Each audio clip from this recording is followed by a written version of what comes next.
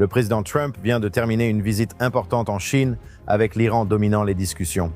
La Chine étant le principal acheteur de pétrole iranien, Trump a suggéré qu'éloigner Pékin de Téhéran pourrait aider à stopper la guerre, tout en avertissant que des plans militaires sont prêts si la diplomatie échoue. Pendant ce temps, Israël engage une action en justice d'envergure contre le New York Times à propos d'une tribune accusant les soldats de Tsahal de violences sexuelles. Restez avec nous, Jérusalem Minute arrive tout de suite. Bienvenue dans Jérusalem Minute, ici sur JNS TV. Je m'appelle Josh Hasten, accompagné d'Alex Treyman. Alex, ravi de te revoir en studio. Je voudrais parler de ton voyage un peu plus tard. Mais d'abord, concentrons-nous sur le voyage du président Trump en Chine vendredi dernier, où il a insisté sur le fait que les relations avec Pékin s'améliorent malgré de profondes divergences concernant l'Iran, Taïwan, le commerce et d'autres sujets. Les autorités américaines demandent à la Chine de pousser l'Iran à arrêter la guerre et à rétablir la liberté de navigation. Que savons-nous précisément du voyage du président en ce moment en ce qui concerne l'Iran? Bien sûr, cela affecte beaucoup Israël. Je pense qu'il est crucial de comprendre que sur l'échiquier mondial de Trump, la Chine est de l'autre côté. Beaucoup des manœuvres menées au Moyen-Orient, au Venezuela et ailleurs, d'une manière ou d'une autre, sont liées à la Chine. Trump a beaucoup de sujets à discuter. Ce n'est pas une coïncidence si Trump est allé en Chine alors que c'était calme en Iran. Qu'il n'y aura pas de nouvelle opération militaire avant que Trump ne soit de retour aux États-Unis. Et cette visite appartient désormais au passé. Certainement, Taïwan, les tarifs douaniers, ce sont des questions d'une importance capitale. D'une certaine manière, la question de l'Iran n'était pas forcément celle que Trump voulait avoir à gérer. Mais évidemment, si le détroit d'Ormuz est fermé, cela affecte la Chine bien plus que les États-Unis.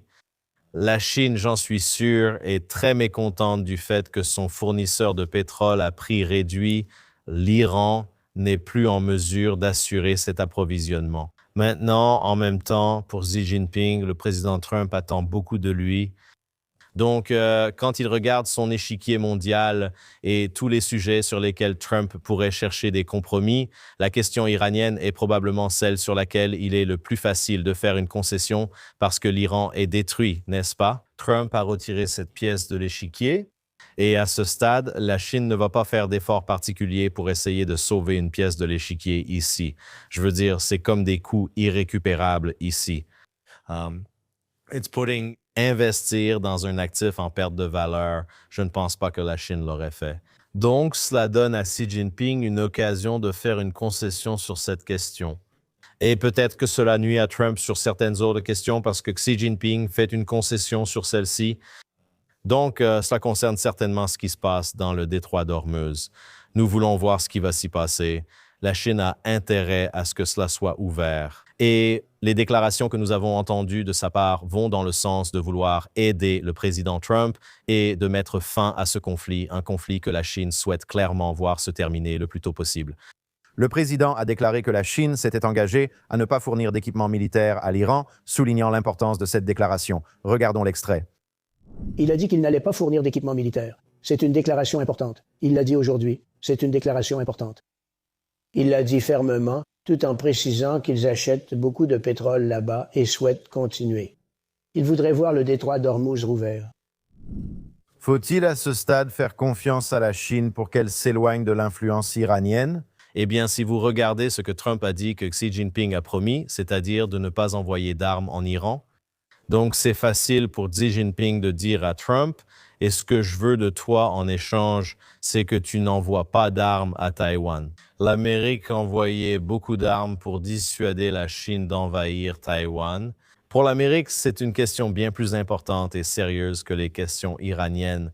Donc, si la Chine a pour objectif de voir moins d'armes américaines envoyées à Taïwan, il leur est alors assez facile de dire « Et c'est ce que nous voulons » et nous n'enverrons pas d'armes à l'Iran. En même temps, Alex, le président sur Truth Social ce vendredi dernier, a laissé entendre que la destruction militaire de l'Iran allait se poursuivre, faisant peut-être allusion au fait que nous pourrions voir les États-Unis, potentiellement avec Israël, frapper l'Iran en même temps. Le président a également dit qu'il accepterait peut-être un gel de 20 ans du programme nucléaire iranien. Regardons cet extrait. 20 ans ne vous suffisent pas. Il faut que tout soit parfait. Non. 20 ans, c'est suffisant. Mais le niveau de garantie de leur part n'est pas suffisant. En d'autres termes, il faut que ce soit une vraie période de 20 ans. Nous avons la question des 20 ans et celle de l'uranium enrichi que l'Iran ne peut apparemment pas extraire faute de technologie. Le président suggère que les États-Unis ou même la Chine pourraient aider à retirer l'uranium enrichi. Eh bien, prenons ces deux choses séparément. Je crois que le président, au moins d'un point de vue psychologique, veut un accord. À la fin de tout cela, vous savez que ce soit un accord que les Iraniens concluent avant. Il y a une reprise de l'action militaire, ou ce qui est plus probable, et nous en parlerons dans une minute, c'est une reprise de l'action militaire. Mais à la fin, vous allez obtenir une sorte d'accord. Donc pour Trump, s'il obtient de l'Iran la promesse de ne pas se doter de l'arme nucléaire pendant 20 ans, eh bien, du point de vue américain, c'est une éternité. Certainement, du point de vue iranien, il joue sur le long terme. 20 ans, ce n'est peut-être pas si long. Ce que Trump a dit est très important. C'est qu'il faut avoir des garanties que pendant 20 ans, on ne verra aucun mouvement vers un enrichissement supplémentaire de l'uranium. Et cela diffère un peu du JCPOA parce que ce que le premier ministre Netanyahou et l'ancien ambassadeur américain Ron Dermer disaient, c'est que dans le JCPOA original, il y avait des clauses de caducité qui ouvraient en fait la voie à une arme nucléaire iranienne. Mais la différence, c'est qu'à l'époque, l'Iran disposait déjà de toute l'infrastructure nucléaire en place. On savait qu'ils avaient déjà de l'uranium enrichi à 60%, qui pouvait très rapidement être porté à un niveau militaire, c'est-à-dire à 90% d'enrichissement. Donc pour Trump, ce qu'il dit, c'est « D'accord, on acceptera cette période de 20 ans, mais si on l'accepte, c'est parce que l'Iran n'a pas de programme nucléaire. » Toutes les installations nucléaires ont été détruites et les principaux scientifiques nucléaires assassinés. Donc, dans 20 ans, ils devront repartir de zéro. Maintenant, en même temps, l'Iran peut promettre qu'il ne fera rien pendant 20 ans. Israël peut dire qu'il y a un accord pour 20 ans, mais si après ce délai vous reprenez votre programme nucléaire, il le frappera à nouveau. Donc, si vous obtenez un cessez-le-feu de 20 ans et une garantie de 20 ans, où les États-Unis, l'AIEA, Israël peuvent être sûrs que l'Iran ne développe pas de programme nucléaire, alors vous acceptez cet accord tout de suite parce que c'est ce qui est proposé. Et vous espérez qu'au bout de 20 ans, sans aucun programme nucléaire, vous pourrez à nouveau menacer d'imposer des sanctions très sévères s'il se dirige vers des armes nucléaires. Vous espérez qu'après 20 ans, vous aurez assez de moyens de pression et d'incitation pour éviter qu'il relance un programme nucléaire. Alors, Alex, avec tout cela en toile de fond, concrètement, ici et maintenant, on nous a dit ce week-end que des rapports indiquent qu'Israël et les États-Unis mènent leurs préparatifs les plus intenses à ce jour pour reprendre les attaques contre l'Iran, possiblement dès cette semaine. Qu'est-ce qu'on sait? Qu'est-ce qu'on peut vérifier sur ce qui se passe ici? Eh bien, il y a beaucoup de rumeurs. Vous savez, on voit des articles dans différents médias, certains auxquels on ne peut pas faire confiance, d'autres qu'on peut recouper. Mais on entend effectivement des déclarations de responsables israéliens qui pensent que la guerre est imminente. Et pour Trump, évidemment, le premier et le plus important objectif est de rétablir le passage des navires par le détroit d'Ormuz et de le rétablir de façon permanente, sans aucun péage iranien dans ces détroits, sans aucune menace iranienne de s'en prendre aux navires avec des vedettes rapides ou d'autres méthodes. Donc, la première opération sera certainement d'éliminer toutes ces vedettes rapides pour s'assurer que les navires puissent entrer et sortir librement du détroit d'Ormuz, car Trump ne peut pas laisser la situation ainsi. Il pourrait décider d'abandonner la question nucléaire, il pourrait décider de renoncer au changement de régime. Il ne peut pas abandonner le détroit d'Ormuz parce que ses alliés, comme ceux des Émirats arabes unis, les Saoudiens et le Qatar, dépendent eux aussi du flux de pétrole. Les Européens dépendent du flux de pétrole à travers le détroit d'Ormuz. C'est une situation que Trump a provoquée avec l'action militaire Epic Fury. Il doit donc la résoudre. C'est donc l'objectif numéro 1. Le deuxième objectif, c'est l'uranium enrichi. Je crois que pour Israël, nous avons entendu le premier ministre le premier ministre Netanyahou, dire cela il y a quelques semaines. À ce stade, l'objectif numéro 1 pour Israël est de faire sortir cet uranium enrichi, car on pense qu'avec de l'uranium enrichi à 60%, cela laisse l'Iran proche de développer de la matière de qualité militaire, mais aussi la possibilité même de créer une sorte de bombe sale qui ne serait peut-être pas nucléaire, mais qui pourrait causer d'énormes dégâts. Donc, il faut absolument s'en débarrasser. Évidemment, le président aurait préféré un accord avec l'Iran, que l'Iran fasse marche arrière, pendant que les États-Unis et leurs partenaires sont intervenus pour récupérer ce que le président Trump appelle la poussière nucléaire, l'uranium enrichi à 60% qui serait enterré sous terre. Mais si l'Iran ne donne pas son accord formel pour permettre aux États-Unis d'intervenir, alors je crois qu'Israël et les États-Unis ont préparé une opération spéciale afin d'intervenir et de récupérer cela par la force. Et donc, ce que vous allez réellement devoir faire, c'est déployer des troupes au sol. Vous allez devoir déployer des troupes au sol afin de protéger ceux qui vont là-bas et qui travaillent à extraire l'uranium enrichi. C'est une opération très sensible et il faut s'assurer qu'aucun homme armé iranien ne s'en approche. Donc, il semble qu'il y aura probablement des troupes au sol. Et en même temps, tant que vous agissez, lorsque vous parlez d'ouvrir le détroit d'Ormuz, vous opérez à l'intérieur de l'Iran pour récupérer l'uranium enrichi. Je pense que vous verrez Israël et les États-Unis attaquer certaines des autres installations de missiles balistiques qu'ils ont identifiées pendant cette période de cessez-le-feu. Le cessez-le-feu a permis à Israël et aux États-Unis de renforcer la surveillance et la collecte de renseignements. Donc, à ce stade, je pense qu'il y a un certain nombre de cibles militaires supplémentaires qu'ils veulent frapper. Ils veulent probablement aussi éliminer certains dirigeants clés qui se sont opposés à un accord, ou en ce qui concerne le maintien du contrôle du corps des gardiens de la révolution islamique sur le pays. Donc, vous voulez vous rapprocher un peu plus d'un changement de régime. C'est donc une opération qui pourrait, selon moi, durer plusieurs semaines. Je ne pense pas que cela durera aussi longtemps que les 6 semaines de la première opération. On veut clairement entrer et sortir au plus vite. Mais l'idée que cela puisse durer 2 à 3 semaines, une autre chose qui pourrait arriver, et cela a été rapporté par certaines sources, c'est que les États-Unis pourraient prendre l'île de Kark, qui est l'île située au fond du golfe Persique, d'où l'Iran exporte en fait la majeure partie de son pétrole. Donc, vous savez, ce sont quelques-unes des choses qui peuvent arriver. Concernant Israël, les Israéliens disent que cela pourrait être imminent dans les prochains jours ou la semaine prochaine. Donc, nous devons simplement attendre et voir ce qui va se passer. Nous verrons ce qui se passera. Je me souviens que pendant Pessah, lors du cessez-le-feu initial, un accord a été trouvé à la dernière minute alors que rien n'était certain. Voyons comment la situation évoluera cette semaine. Vous n'arriverez pas à un accord à moins qu'il n'y ait une pression militaire très, très forte. Je veux dire, le premier ministre Netanyahou a dit qu'il fallait négocier sous le feu. Et j'aurais tendance à être d'accord avec cette évaluation. Mais ici, le président Trump, lui, a choisi le cessez-le-feu. Mais il y a une menace très réelle de reprise des actions militaires. Donc, ce n'est que lorsque la menace militaire est très, très forte et imminente et que votre doigt est littéralement sur le bouton. C'est à ce moment-là que vous pouvez potentiellement parvenir à un certain type d'accord. Et je ne parle pas au nom de tous les Israéliens, mais je sais que beaucoup d'Israéliens seraient prêts à retourner dans les abris anti-bombes si cela signifiait une menace iranienne extrêmement réduite, en particulier la menace nucléaire, les missiles balistiques et tout cela. Nous sommes un peuple résilient, donc nous verrons ce qui se passe cette semaine. En même temps, Alex, tu as mentionné il y a quelques minutes les Émirats arabes unis. Tous ces rapports sont sortis au cours des derniers jours indiquant que le Premier ministre Netanyahou et son équipe ont visité les Émirats arabes unis pendant la guerre contre l'Iran.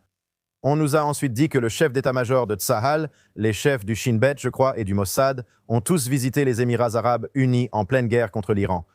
Ces derniers jours, que sait-on de ces visites et de leur importance? Quels sujets ont été abordés? Voici ce que nous savons pour l'instant. Nous avons vu que le bureau du Premier ministre a déclaré que le Premier ministre avait effectué une visite secrète aux Émirats arabes unis. Et puis Ziv Agmon, qui était à l'époque chef d'état-major par intérim, a depuis démissionné à cause de diverses déclarations qui ont été rendues publiques et qu'il avait faites. Nous n'allons même pas entrer dans les détails, mais il a démissionné. Et maintenant, il a publié des informations disant que Netanyahou a été accueilli avec les honneurs réservés au roi Il a donné des détails selon lesquels le prince héritier d'Iran, Sheikh Ben Zayed, a en fait conduit Netanyahou dans sa propre voiture personnelle de l'aéroport jusqu'au palais.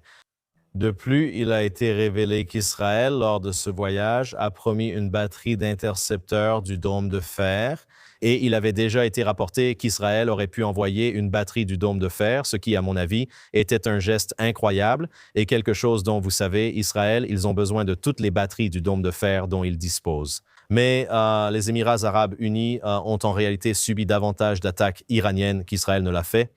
Donc, pour Israël, pouvoir fournir cette technologie aux Émirats arabes unis, c'est un geste très important qui a probablement sauvé des vies à l'intérieur des Émirats arabes unis. Et le voyage lui-même, je pense, démontre vraiment comment certains de ces pays arabes se tournent vers Israël. Il y a eu des rapports précédents, et j'ai vu cela dans le Times of Israel. Ils avaient tout un reportage sur la façon dont tous les pays du Moyen-Orient étaient en colère contre Israël à cause de cette guerre. Ces pays voulaient qu'Israël fasse ce qu'ils ont fait. Ils veulent que les États-Unis terminent ce travail. Donc, accueillir Netanyahou, je pense que c'est un geste très important qui démontre simplement la stature de Netanyahou au sein du Grand Moyen-Orient et comment ces pays se tournent vers Israël. C'est un très, très bon signe de voir ce niveau de collaboration. Et que les accords d'Abraham, l'accord de normalisation signé entre les Émirats arabes unis, ainsi que Bahreïn et Israël, tiennent bon au milieu de ce conflit. Alex, changeons de sujet. Nous savons l'importance de la bataille médiatique et d'obtenir les faits exacts. C'est pourquoi JNS existe. Pourtant, il y a quelques jours, le New York Times a publié une tribune de Nicolas Christophe, l'un de leurs contributeurs principaux. Avec toutes ces accusations contre Israël, y compris des chiens israéliens violant des prisonniers arabes dans les prisons, Israël se retourne et poursuit le New York Times à cause de cette tribune. Le Premier ministre Netanyahou et le ministre des Affaires étrangères Gideon Sa'ar ont annoncé jeudi le lancement d'une action en justice contre le New York Times pour avoir publié des informations qui n'étaient pas dignes d'être imprimées, ce qu'ils ont qualifié de l'un des mensonges les plus odieux et déformés jamais publiés contre l'État d'Israël. Et c'est là où nous en sommes actuellement. Donc, il y a beaucoup à démêler ici, notamment par rapport au timing de cette histoire. Israël a publié un rapport très volumineux sur les abus sexuels qui ont eu lieu le 7 octobre avec des milliers de témoins, des photos, des vidéos et des images documentées démontrant le niveau de violence sexuelle commise par le Hamas le 7 octobre. Donc, il n'est pas surprenant que la même semaine où Israël publie ce rapport complet sur l'ampleur et le niveau des abus sexuels commis par le Hamas, que Nick Christophe va publier un article dans le New York Times affirmant qu'en réalité, des abus sexuels sont commis par Israël. C'est là pour complètement déformer, détourner, distraire de l'attention du véritable rapport publié par Israël. Maintenant, la chronique de Nicolas Christophe comporte essentiellement 14 sources. Apparemment, il y a eu très peu de vérification des faits. On sait que ces 14 sources fournissent ce genre d'informations et que certaines des organisations citées étaient des organisations notoirement anti-israéliennes. Donc, et puis je pense que le fait que Christophe ait ensuite affirmé que les chiens collaboraient en fait dans les abus sexuels était un cadeau. Parce que s'il ne l'avait pas dit, alors je pense qu'il aurait été beaucoup plus difficile pour Israël de détourner l'attention de ce que Nicolas Christophe a fait.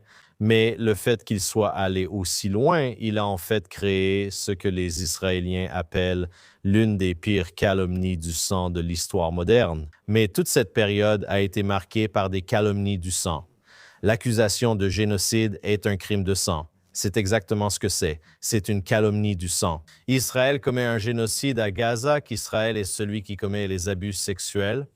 Qu'est-ce que cela signifie que le ministre des Affaires étrangères et le Premier ministre ont annoncé un procès? Nous devons voir à quoi cela ressemble. Nous ne savons pas quels sont les mécanismes permettant à un État de poursuivre un journaliste ou une publication. Donc, nous devons attendre et voir. si ce procès a réellement lieu et quelle pourrait être la réparation ou la sanction pour une telle chronique.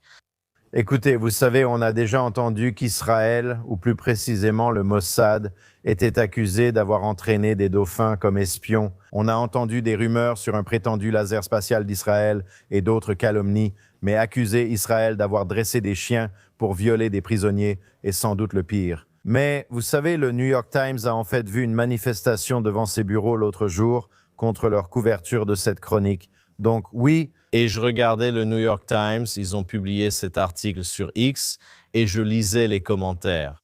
Et puis, vous savez, quelqu'un a écrit dans un des commentaires, je ne me souviens plus qui, et je ne sais pas si c'est une source crédible, mais quelqu'un a dit, vous savez, ils ont installé des écrans à l'intérieur de la prison d'État Taïman afin de cacher à la caméra les abus sexuels qui se déroulaient derrière ces écrans. C'est ça. Donc, il n'y a aucune image d'abus sexuels en train de se produire.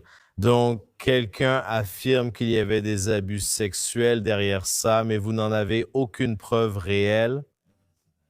Donc, c'est une inversion. Ce qui se passe, c'est qu'on voit ça, les progressistes font ça, Hamas fait ça.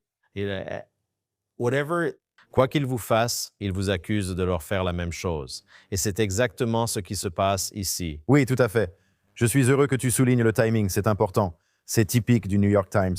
Parlons-en, Alex. Nous sommes en période électorale en Israël. Un projet de loi vise à dissoudre la Knesset et organiser des élections dans environ 90 jours. Nous verrons comment la situation évolue cette semaine. Le parti ultra-orthodoxe a déclaré qu'il avait perdu confiance dans le Premier ministre.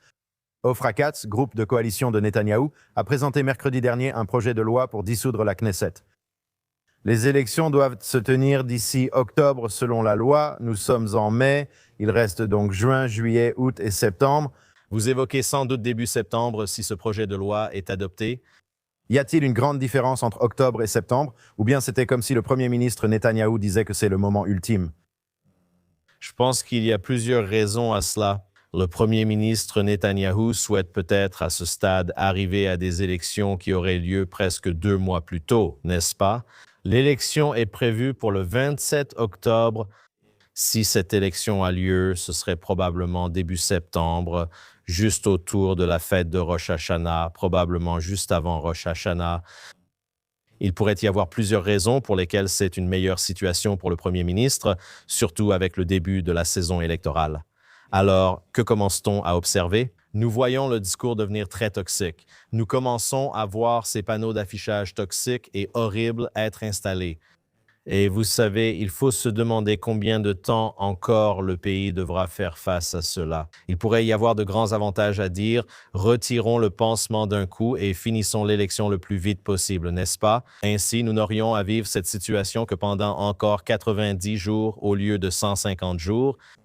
Donc, tout ce que nous pouvons faire pour en finir plus vite, cela pourrait donner au Premier ministre un peu plus d'avantages face à la réorganisation de ses opposants. De nouveaux partis pourraient tenter de gagner du terrain.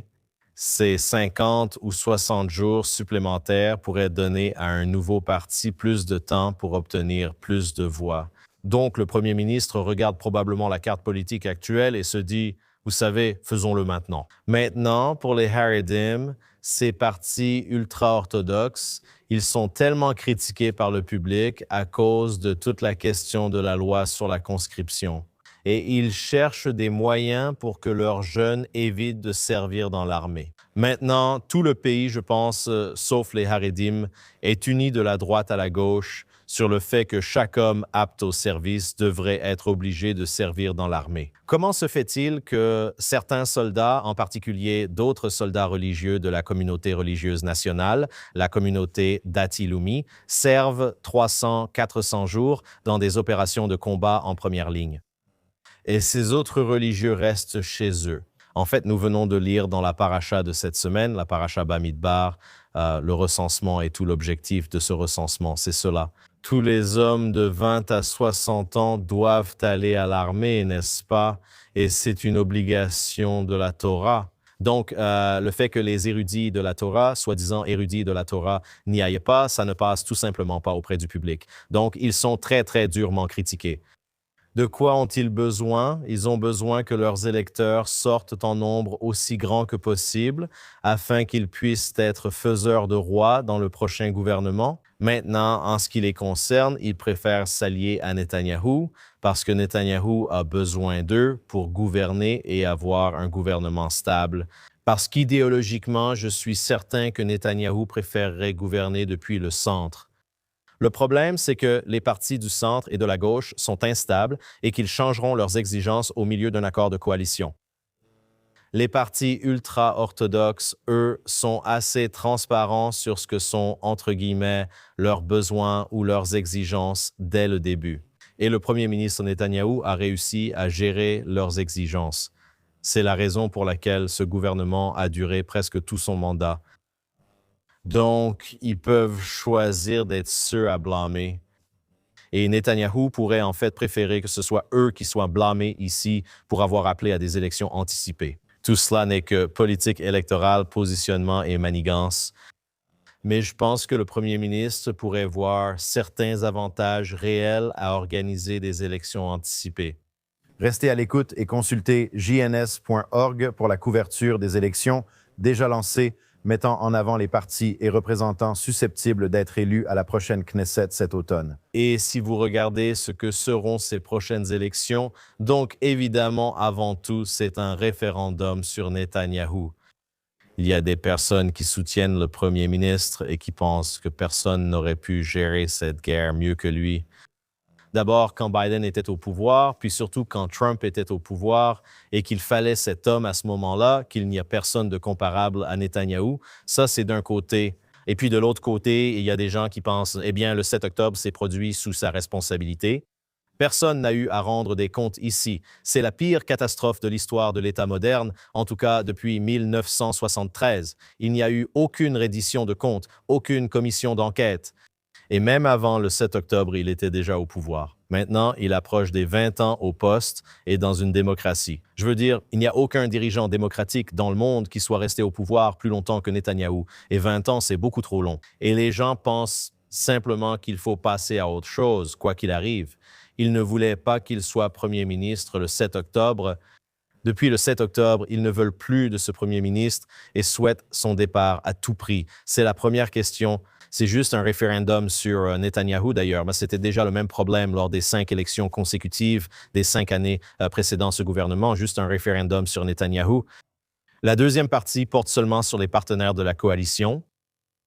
Il est clair que Naftali Bennett, qui vient de fusionner dans un parti avec Yair Lapid, et que ses deux camarades, ses camarades politiques, ont comploté pour s'associer. C'est déjà la 3e fois. Ils l'ont fait d'abord je crois que c'était en 2012, en repoussant les partis de droite, forçant Netanyahou à gouverner avec la gauche.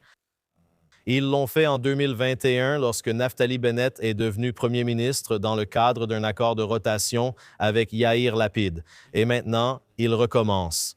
Et donc, Netanyahou accuse ou suggère que si Bennett et Lapid parviennent à former un gouvernement, la seule façon d'y arriver sera avec les partis arabes avec lesquels ils avaient déjà gouverné la dernière fois. Et c'était la première fois dans l'histoire d'Israël qu'un parti se proclamant lui-même antisioniste était intégré au gouvernement.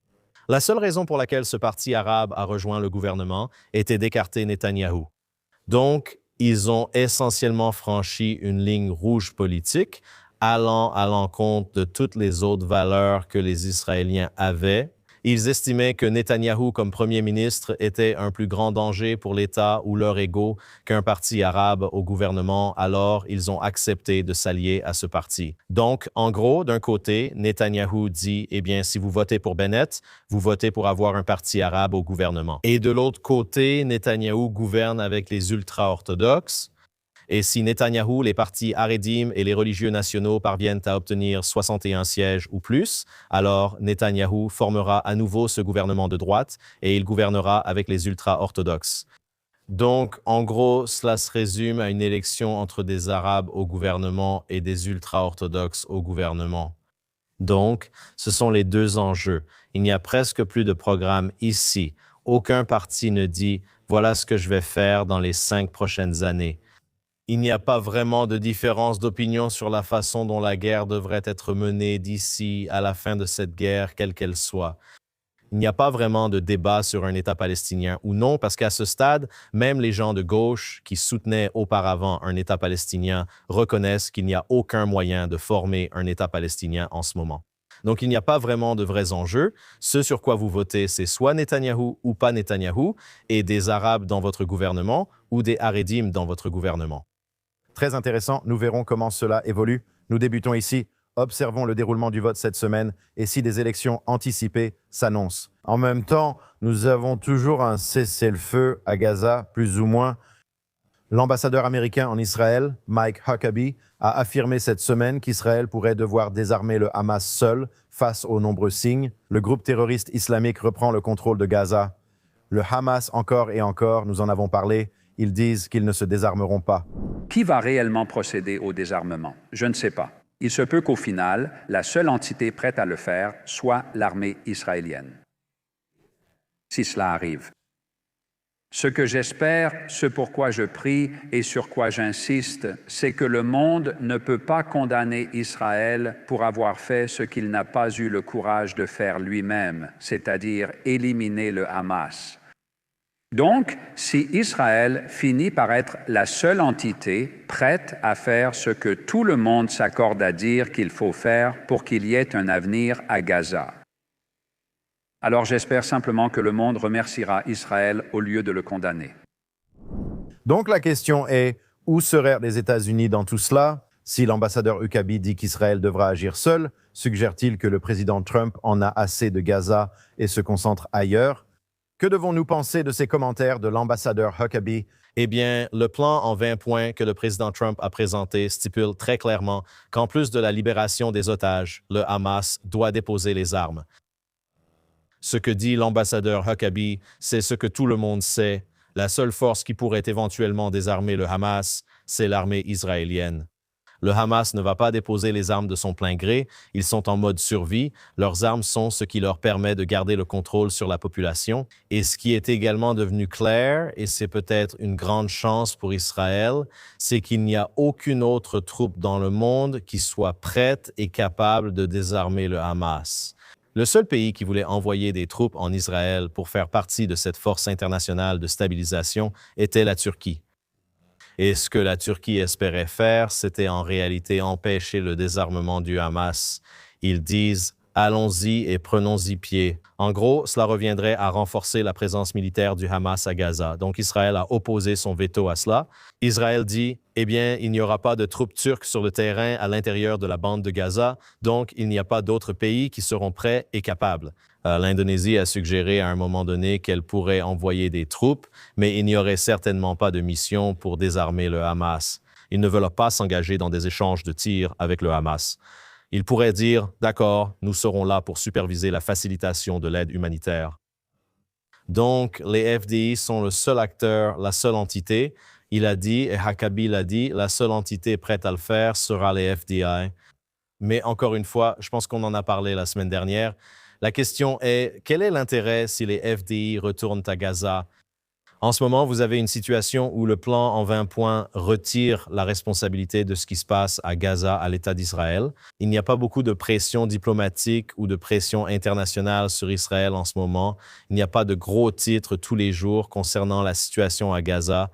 Et c'est une bonne chose pour Israël parce que si ces gros titres commencent à réapparaître, qu'est-ce qui va se passer? Tsahal intervient, le Hamas se cache parmi la population civile. Des échanges de tirs ont lieu. Tout à coup, on commence à entendre à nouveau des rapports sur l'augmentation du nombre de morts dans la bande de Gaza. Ce sont des bilans de morts invérifiables affirmant que des femmes et des enfants sont tués. Et ensuite, on voit tous ces gros titres. Et ensuite, les Européens et d'autres commencent à parler de boycotter Israël et d'imposer de possibles embargos sur les armes, ce qu'Israël ne peut vraiment pas se permettre. Ensuite, il y a potentiellement une situation où la CPI, la Cour pénale internationale, commence à renouveler des mandats d'arrêt, ce qu'Israël ne souhaite pas. Et en même temps, vous allez perdre des soldats. Je veux dire, c'est la plus grande menace. Vous avez une bande de Gaza piégée. Et puis, quel est le bénéfice? Si vous désarmez le Hamas, d'accord. Cela élimine-t-il une menace? Oui. Pouvez-vous retirer toutes les armes de Gaza? Non, jamais toutes ne seront trouvées. Alors, et pouvez-vous éradiquer l'idéologie? Non, vous n'allez pas éradiquer l'idéologie. Ces gens ont été complètement endoctrinés. Donc la question est, si vous intervenez et que vous les affaiblissez encore plus, je veux dire, ils n'ont déjà plus de roquettes capables de frapper la société israélienne comme avant? Et la posture des troupes israéliennes est différente. Israël contrôle 53% de la bande de Gaza. Donc, disons que les FDI interviennent, qu'ils désarment le Hamas. Que va-t-il se passer le lendemain? Le lendemain, on va demander à Israël de se retirer des 50% restants de la bande de Gaza qu'il contrôle, ce qu'Israël ne voudra probablement pas faire. Et ensuite, la communauté internationale va injecter des milliards de dollars dans Gaza pour la reconstruction de la bande de Gaza. Et cela va être une récompense pour eux. Ils auront une Gaza meilleure qu'avant le 7 octobre. Pourquoi le mériteraient-ils? Donc, vous avez maintenant une situation dans laquelle ils ont perdu 50% du territoire et perdre du territoire est le seul langage qu'ils comprennent. Par exemple, si vous tuez des terroristes du Hamas, vous en faites des martyrs. C'est un grand honneur dans cette société et c'est ainsi que la société est conditionnée et éduquée. La seule chose qu'ils considèrent comme une humiliation, c'est lorsqu'ils perdent du territoire. En ce moment, Israël contrôle la moitié de leur territoire. Donc, Israël devrait intervenir et en faire des martyrs afin de rendre le territoire pour que des milliards de dollars soient injectés. Ça n'a même pas de sens. Ce qui a du sens, c'est de reconstruire Gush Katif. Cela aurait du sens selon cette logique. Eh bien, je pense que ce qui a le plus de sens, c'est de créer les conditions où, et nous en avons parlé de nombreuses fois au début de la guerre, où les Gazaouis voudraient partir, n'est-ce pas? Donc, si vous commencez à investir des milliards de dollars pour reconstruire afin de créer une sorte de Riviera sur la Méditerranée, comme en parle Jared Kushner ou d'autres, alors ils auront toutes les raisons de rester.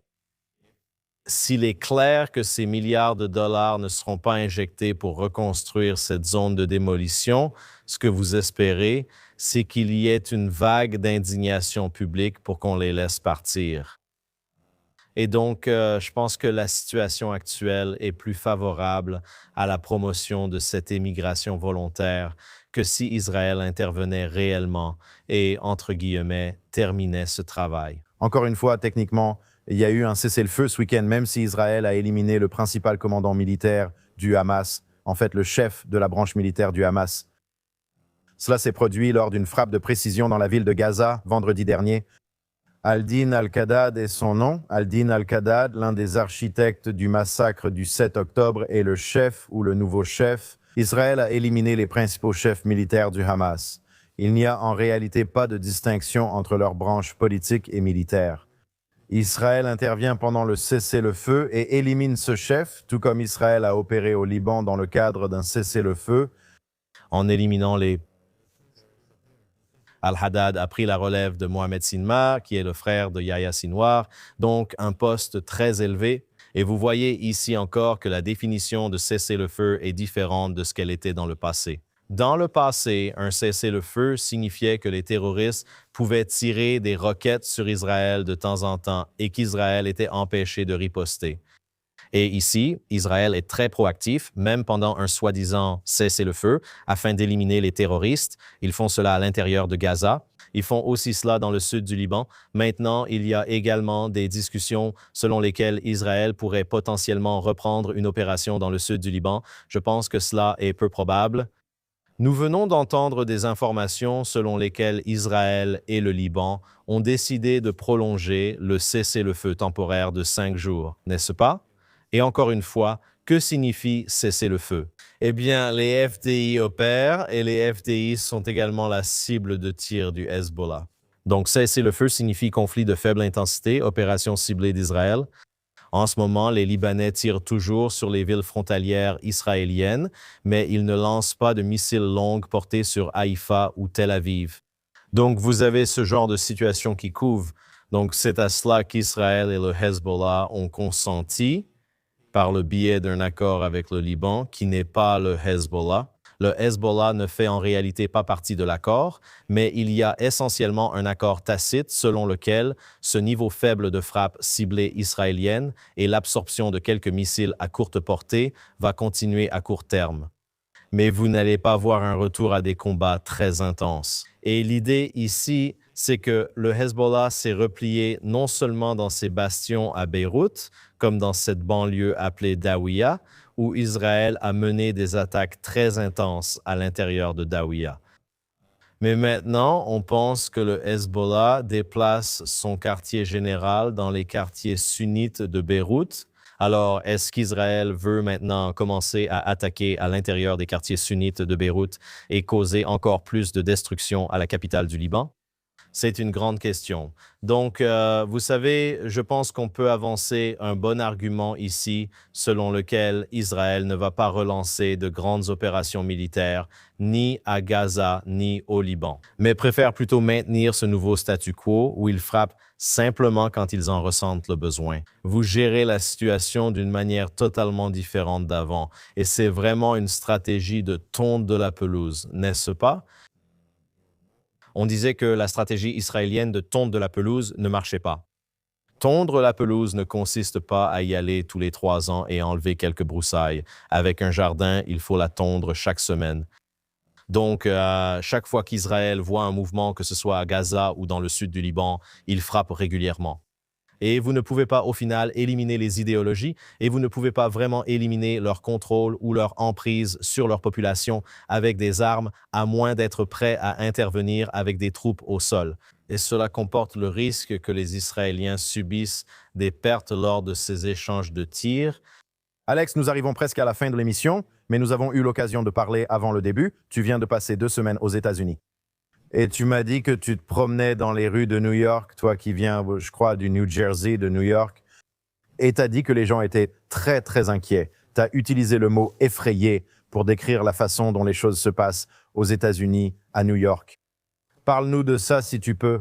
Parlons-nous de l'antisémitisme. Parlons-nous des gens comme Mamdani aux États-Unis. Comment as-tu vécu ton voyage? Eh bien, tu sais, d'un côté, il y a la sensation physique immédiate dans la rue. Et j'ai vu beaucoup de Juifs, tu sais, portant des kippas, tu sais, très librement dans les rues de New York. J'ai déjà vu la ville dans un état pire que lors de ce voyage. Comme pendant le COVID, les choses semblaient bien pires. Il y a peut-être 1 an et demi, j'étais à New York et on voyait beaucoup plus de migrants se promener dans les rues. Et pour une raison quelconque, il y a moins de migrants dans les rues en ce moment. Donc la situation semble un peu plus calme.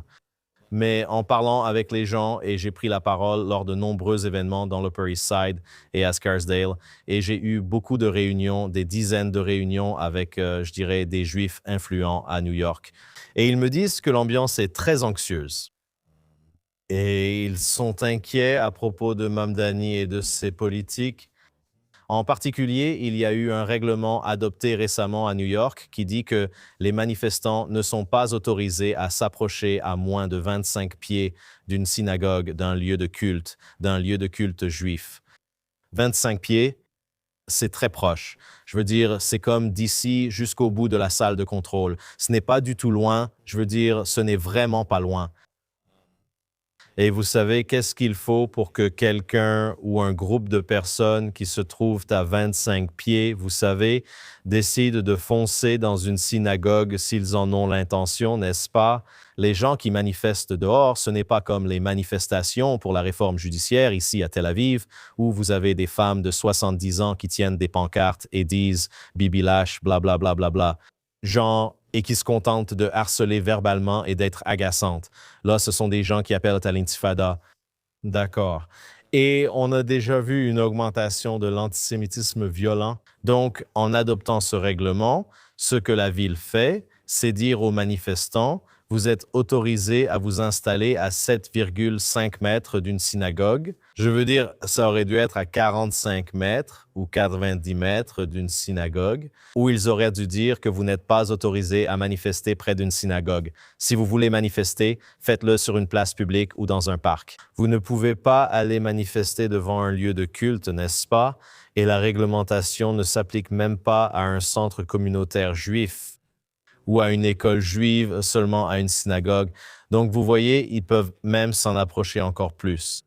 J'ai vu un groupe pro-Hezbollah manifester à Brooklyn la semaine dernière en marchant dans les rues des quartiers juifs.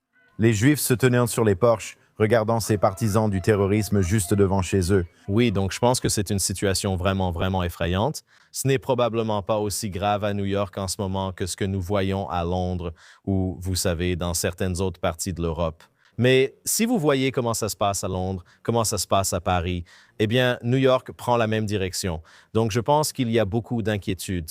Et maintenant, les gens me demandent, ils disent, eh bien, qu'est-ce qu'on est censé faire? Maintenant, je suis journaliste, j'essaie juste d'informer les gens, de leur dire ce qui s'est passé, comment interpréter ce qui se passe. Mais vous savez, enfin, mon message, c'est de rester vigilant. Soyez très prudents en matière de sécurité en ce moment. Soyez fermes, restez forts. Ne laissez pas les manifestants penser qu'ils peuvent réussir en attaquant une synagogue. Soyez prudents, soyez organisés. Armez-vous autant que possible. Dans certains endroits, on peut porter des armes à feu. J'ai suggéré du gaz poivré. Formez-vous à l'autodéfense. Comprenez que vous êtes dans une période différente maintenant. Vous devez être fort. Mais l'autre chose, c'est d'être fier. Soyez fiers de qui vous êtes. Vous savez, il faut apprécier tout le travail qu'Israël a accompli pour réussir face à ses ennemis ici, dans son propre voisinage, et être résolu à réussir aussi face aux ennemis là où vous êtes. Soyez simplement fiers d'être juif, de continuez simplement à faire ce que vous faites. Et l'autre chose, bien sûr, c'est de transmettre vos valeurs à vos enfants, n'est-ce pas? Ne laissez pas les enseignants de l'école, les professeurs d'université, les influenceurs de TikTok ou les politiciens enseigner des valeurs à vos enfants. Les seuls qui peuvent transmettre vos valeurs à vos enfants, c'est vous. Donc, voici les principaux messages que je pense avoir essayé de transmettre aux gens lorsqu'ils me demandaient ce que je pense qu'ils devraient faire. Mais je crois vraiment que les gens doivent être très vigilants. Et ils m'expriment leur grande inquiétude face à la situation actuelle. C'est préoccupant, sans aucun doute. À nos frères et sœurs de l'autre côté de l'océan, soyez prudents. Bienvenue Alex, ravi de te retrouver. Alex Treman, PDG de JNS, Josh Astin, correspondant JNS TV. Merci de participer à cette nouvelle édition de Jérusalem Initiative sur JNS TV. Profitez des excellents programmes de JNS TV, abonnez-vous et donnez un super merci. Retrouvez aussi sur jns.org les dernières actualités d'Israël, du Moyen-Orient et du monde juif. Merci à ceux en coulisses qui rendent cela possible. Rendez-vous la semaine prochaine sur Jérusalem Init, sur JNS TV.